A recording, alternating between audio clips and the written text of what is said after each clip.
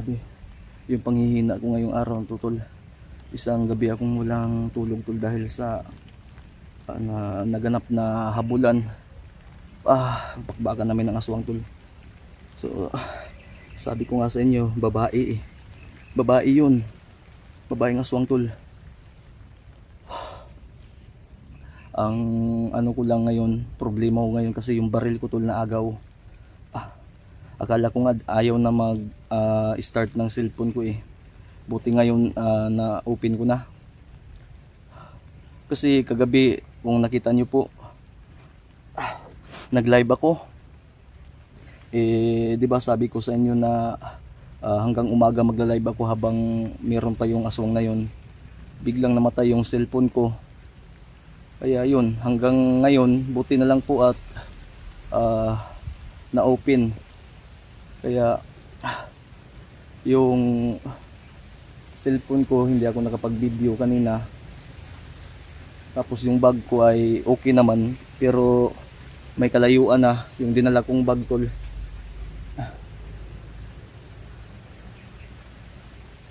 At ang baril ko po ay nakuha po. Nahulog yun eh, tapos pagbalik ko ay nawala na. So ang problema magkuha ba? Muna karon nga karon pa ko kakontak nila Remart na ano daw sila sa location. So ang ako ang kuan ani, murag padlong ko sa ngita ko sa paa ni. Kay si Carding, nakontak po nako, doon na po daw si Carding, malapit na si Carding, tol. So, ang sinabi ko kay Remart na pilitin na makarating agad sa akin at mahanap ako at magsalubong kami. Dahil si Carding ay malapit na at wala akong baril, tol. At medyo humina ako ngayon dahil sa naganap na bakbakan kagabi. So pag-share po ng video, tol, at thank you so much po talaga sa inyo. Sisa na po kayo, wala pa akong update sa inyo. Okay. Tara, tuloy tayo. Holster lang yung natira sa akin, tol. Huwag kayong mag-alala sa bag ko, ha. Safety po yun. Paano lang yung baril ko? Malaking tulong yung baril ko, tol. Kahit pa may magsabi na palitan ko yung baril ko o bibilhin yung baril ko, may bibili sana dun ng 80,000, pero hindi ko bininta, tol, dahil aanhin ko yung pera. Yung baril ko kasama ko na yun sa hirap at ginhawa. Pero kagabi nahulog habang tumatakbo ako dahil sobrang daming umaatake sa akin, nasa 6 yata. Nag-iisa lang naman ako at ayaw ko nga magpahuli. Kaya yun, sa sobrang bilis ng takbo ko, nahulog. Alangan naman ng balikan ko pa, mapapahamak din ako. Pero nanghihinayang ako, tol. Hahanapin ko talaga yung baril ko na yun. Magsi 7 months na yata kami magkasama nun. Partner ko yun eh. Sana gumawa ang Panginoon ng pagkakataon o himala na makita ko ulit yung yung baril ko na yun. Tara.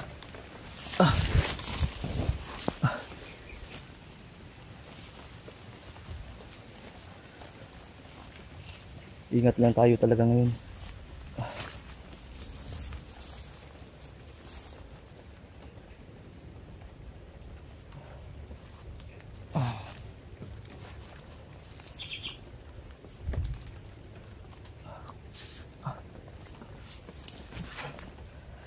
Grabe, panghihina ko, tol.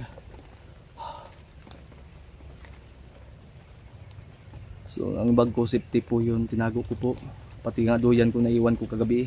Babalikan lang natin yun, unahin mo natin yung mga kasamahan natin. Wala akong baril. Kailangan ko yung makita yung baril ko, tol. Tara.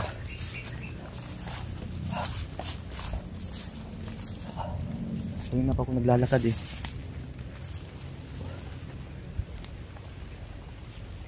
Papunta ako sa may sapa.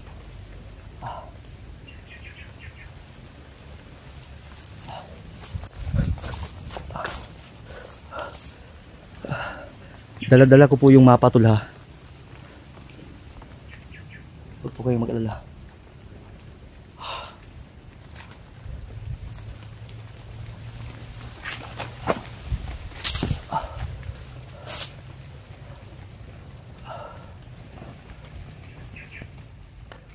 Tingnan niyo po mabuti, baka may makita po kayo. Tulungan niyo po akong magbantay sa paligid tol. Sa likod kayo.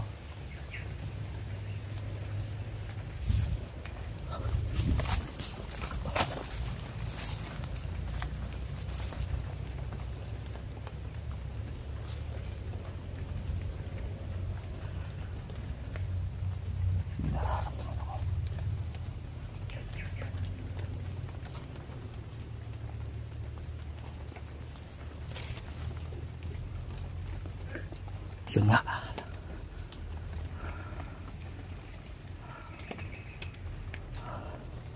Narinig nyo? May boses.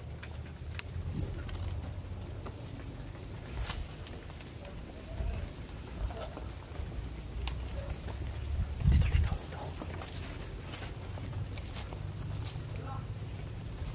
Yan.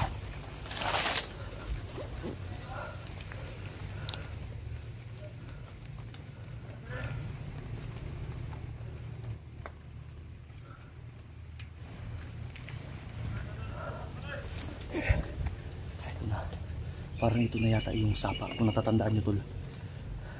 Parang pamilyar ko na yung mga kahoy. Pero syempre titingnan natin at magmasid muna tayo kung ilan lahat nakabantay dito sa may sapa. Kasi kung papatayin agad natin yan, di natin alam na marami palang kasamahan. Kung makita tayo, patay tayo.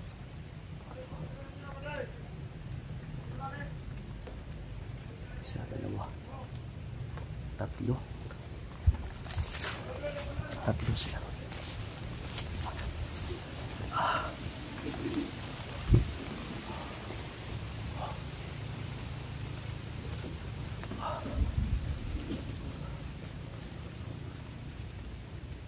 Ito yung mga bantay sa sapa.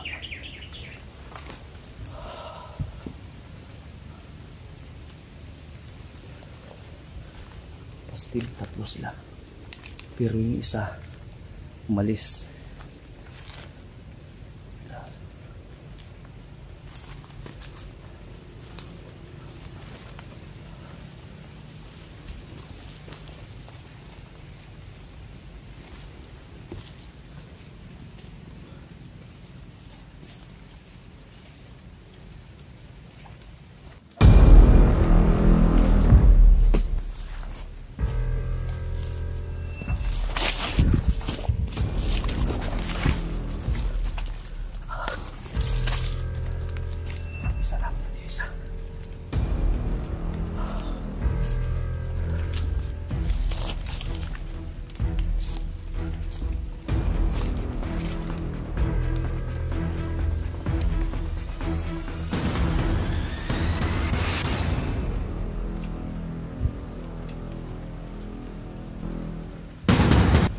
Sapa na nga oh.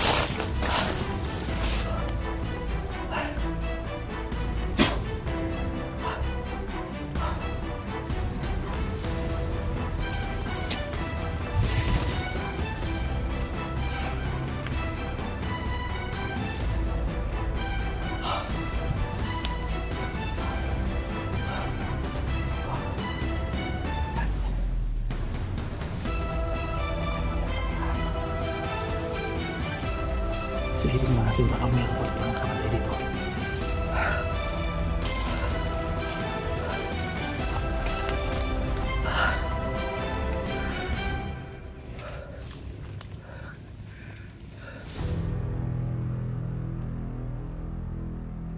Wala na, negative.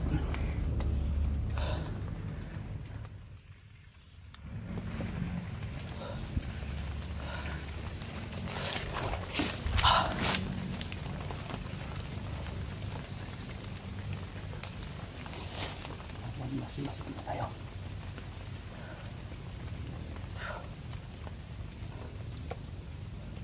Basta sinabi ko kay Carding na ang mabisang paraan para mas mabilis tayong magkita ay sa sapa ka dumaan.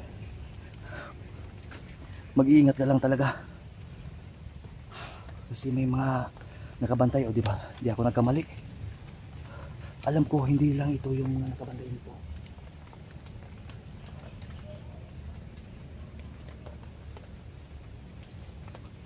So dito muna tayo sa ilalim ng kakao kasi yan, nakatabon po dyan, nakatabon po din dyan, so mahirap tayo makita. Mag-antay muna tayo ng mga ilang minuto tol.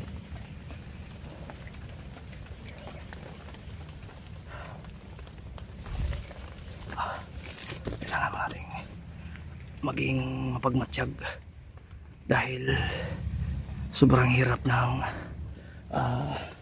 magtanga-tangahan tayo dito, mapapahamak tayo. Wala akong baril, alam niyo po yan. Pero di ako mawawala ng pag-asa.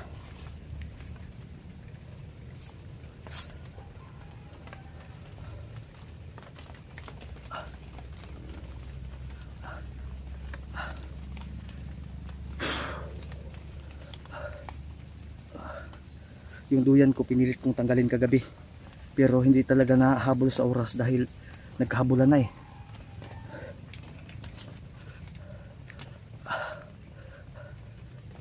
Ang problema ko ngayon dahil may dalawang nabuhay na aswang, yung apat patay talaga, yung dalawa sumibat.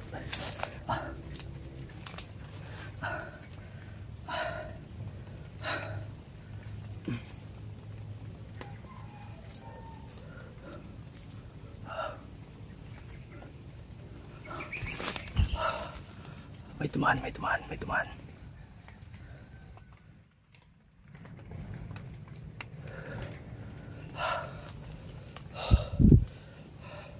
Kala ko nga di na ma-open tong cellphone ko eh. Kasi nga natamaan ng orasyon yung cellphone ko kagabi. Kasi di ba ginanon ko sa kanila. Ito yung natamaan. Natamaan din ako kagabi kaya nanghihina ako. Pero di ako nagpapapikto.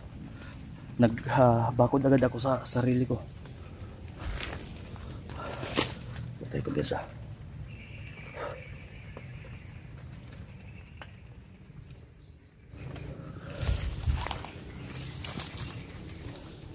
Tulungan niyo ako magmasid ha.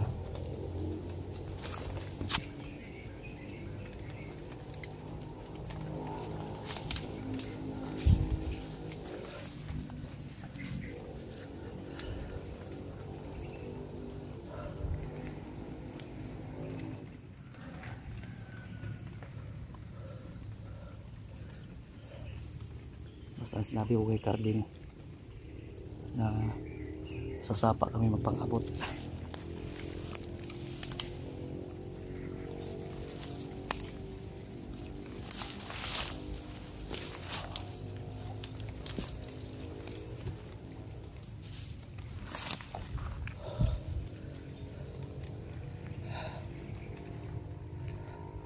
Titingnan natin yung paligid tol.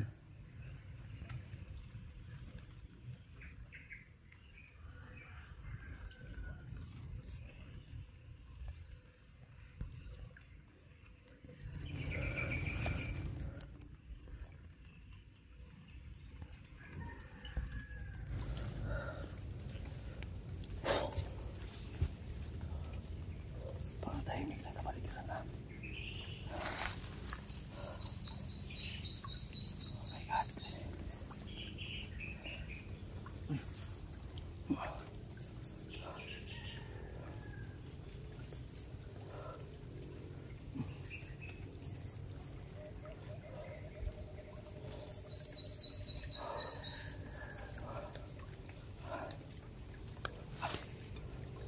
sigurado yata itong kailangan natin magbasa tol. Okay lang na matagalan, basta secure lang.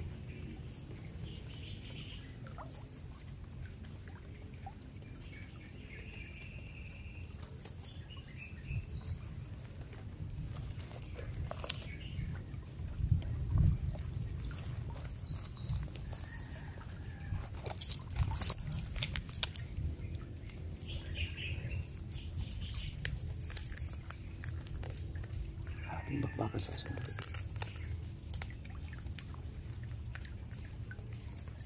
May mga bahay pala yun doon tol.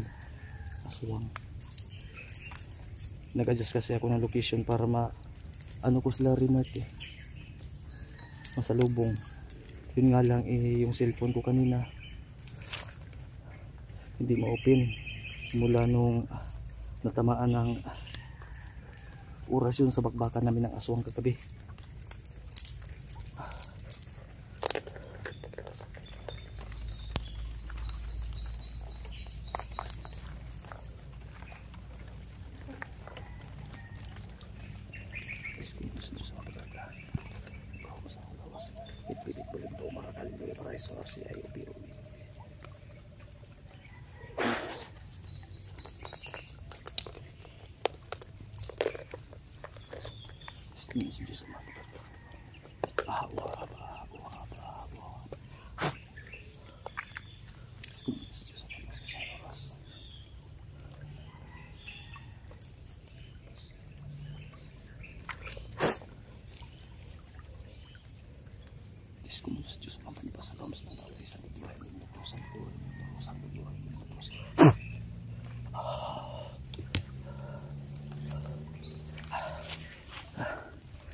Wala tayong magagawa. Kailangan natin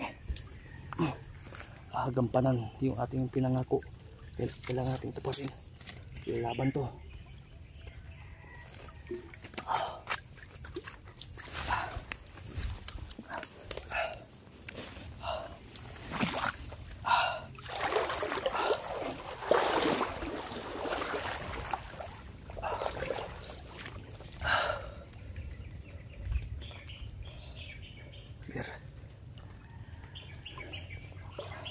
Problema ko ngayon tol ay kung ito na ang problema ngayon.